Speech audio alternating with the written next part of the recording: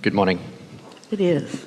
I wanted, before we get started, because I have a really important question to me, do something that you've practiced for a really long time and spend a moment just to commemorate the fact that I'm sitting in Abraham's living room right now. And I want to thank you for everything. I want to thank, obviously, Ms. Hicks for the opportunity to be in this energy and to allow us to be here today. We are all in this together. Yes, we are. And we also want to let you know that we'll come directly to your living room. But today I came to yours. My question is being answered as is everybody's, I would imagine, through the entire course of this experience. And so thank you for that. My reason for sitting here now is I am in the process of formulating a book that I'm trying to write about how one, through my experience, masters self so that we can move forward and live the life of our dreams. You've touched on everything from meditation to gratitude, obviously, to being present, to trusting, which I think trust is the most important.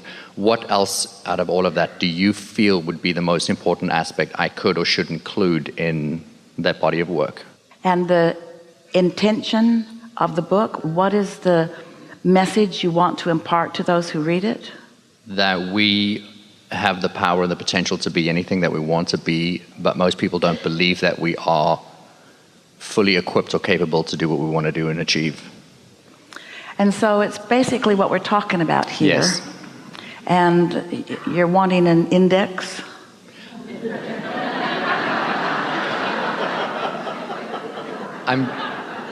Yes.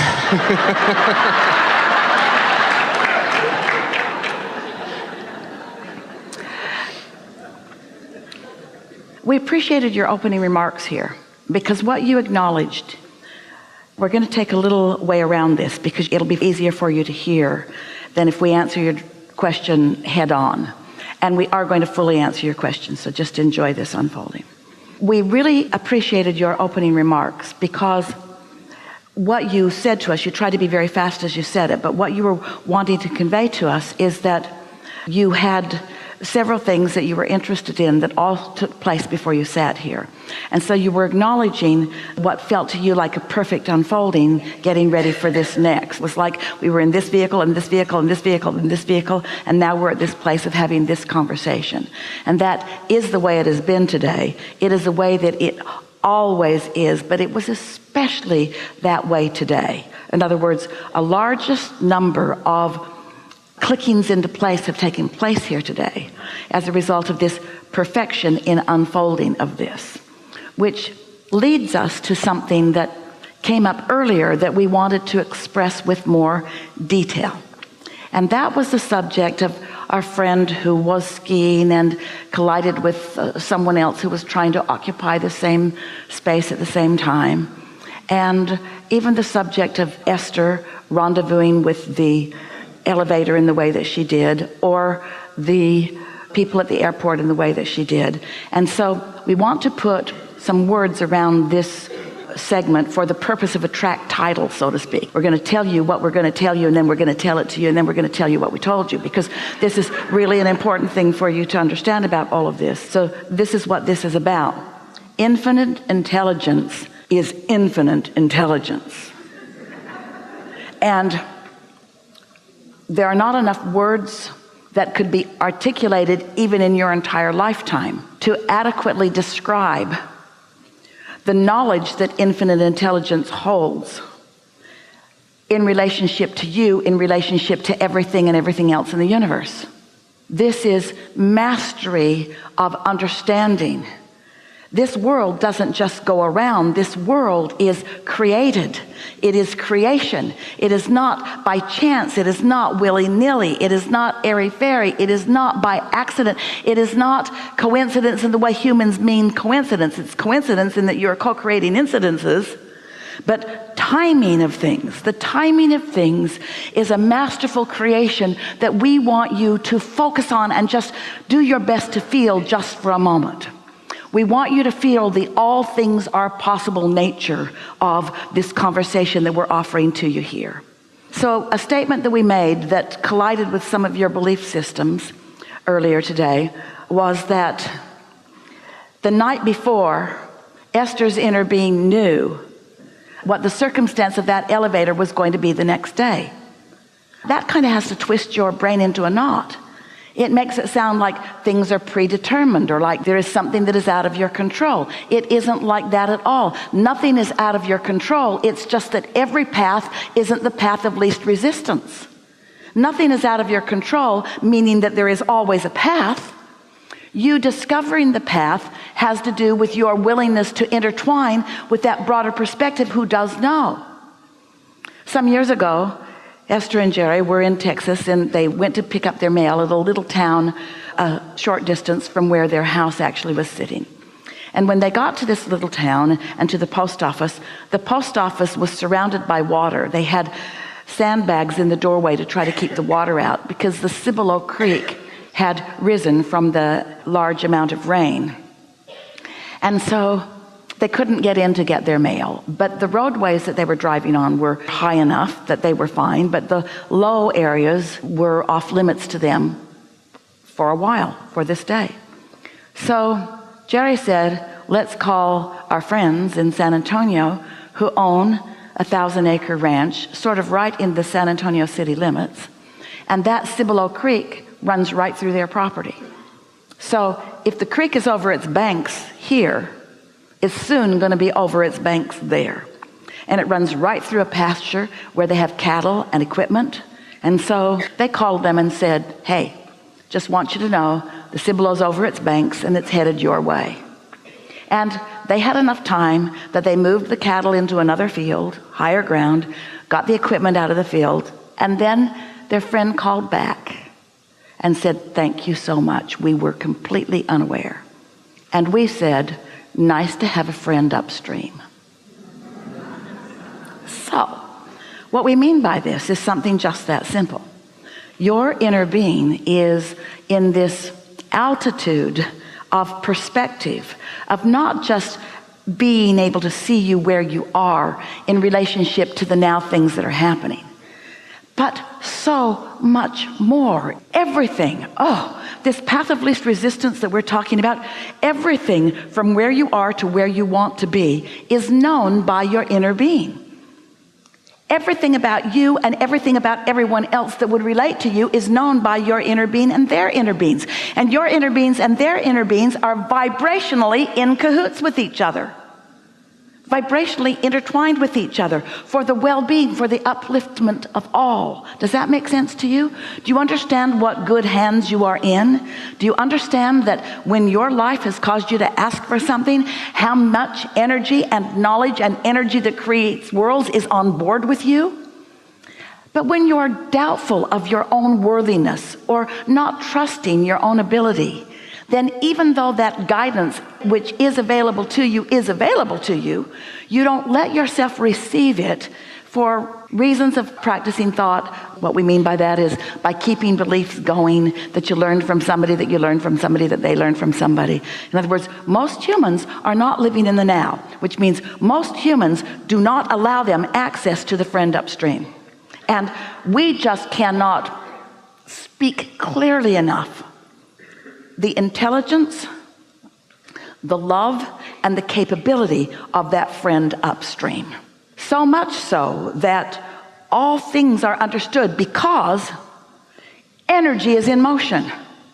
And energy that is in motion is understandable by non-physical. And the way the energy that is in motion is turning out is understood by non-physical. This is not a guessing game. This is not an if game. So most humans hearing something like this would say, well, then why don't you make it clearer? Why don't you make what you know more clear to me so I will know it? And we say to you, what could be more clear than when you have the thought of skiing today that you feel yucky? What could be more clear? In other words, that's communication with every cell in your body. That's communication with you. Now, it's not your inner being saying, don't do this. This is your inner being looking somewhere else and you going somewhere that your inner being isn't looking. That's all. This isn't your inner being trying to keep you from doing things. This is your inner being just always pointing you in the direction of what your inner being knows you want. Because your inner being knows who you were coming in, knows who you were as non-physical energy, knows who you've become because of every step of your life, and has watched every single incremental change in your determination of who you are and what you want, and is right there ready to assist you. And here's the thing we so want you to hear: inner beings ready to assist everyone else. Talk about win, win, win, win, win, win. This can take a while because there's billions of you. Win, win, win, win, win, win, win, win, win, win, win, win, win. Oh. So now what was your question? You answered it. You answered it beautifully and perfectly. Thank you. But speak it again. Speak your question again so that everyone will feel the fullness of what just happened. It's hard to even find it because the answer is a stronger vibration, but find your question. My question was actually more specifically tied to a book, but the answer was about my action to create the book. And so I took more from it than what I asked. So your inner being knows who you are and what you came to say. And your inner being knows how what you came to say has changed over time. Yes. And your inner being knows what the world wants to hear. And your inner being knows where they are in their life experience. What we're talking about is the inspiration for the perfect whatever it is always available to you. So what did you take away from this? What was the primary message that you heard us just deliver? We'll tell you what we want it to be. You already did the work of writing the book by living your life so far. Yes. So you already wrote the book by your life so far. You already asked the questions that wrote the book. So the book is already there to be received. So is your work to figure out what to put in the book? Abraham got this and this and this and this. What should chapter 8 be? Or is the book already written and what you want to do is just get into the receiving mode and receive the book? And what is the book that you want to write? The book that will meet people where they are and take them to the next vehicle. The other day we were talking to someone who was talking about career. And this person used the word vehicle. And that was when we began using the word vehicle in the way that we demonstrated to you here today. So we said to this person, because this person had a job and then had another job and was ready for another job. But the thing that they got from our vehicle discussion, you keep thinking that you should find a vehicle that will take you the whole ride. So you sort of think you've got to write the book that will take you the whole ride, or take the world the whole ride. Oh, just going to write the book. It's going to feel good as you write it. And those who are ready for it will benefit from it greatly. And everyone on the planet isn't ready for the book that you're ready to write. But everybody on the planet doesn't need to be ready for the book that you're ready to write. And your inner being knows the book that you're ready to write and knows the people who are ready for the book that you're ready to write. That whole rendezvous will be orchestrated at an unseen level that you may trust.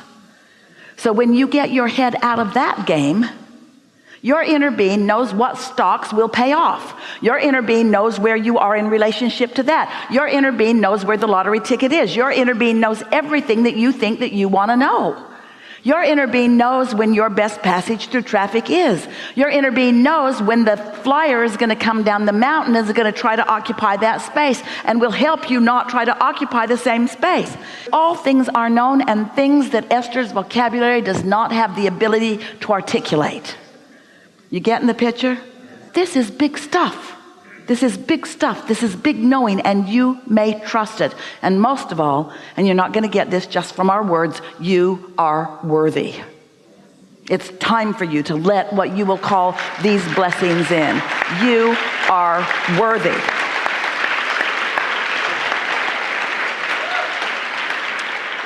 So there.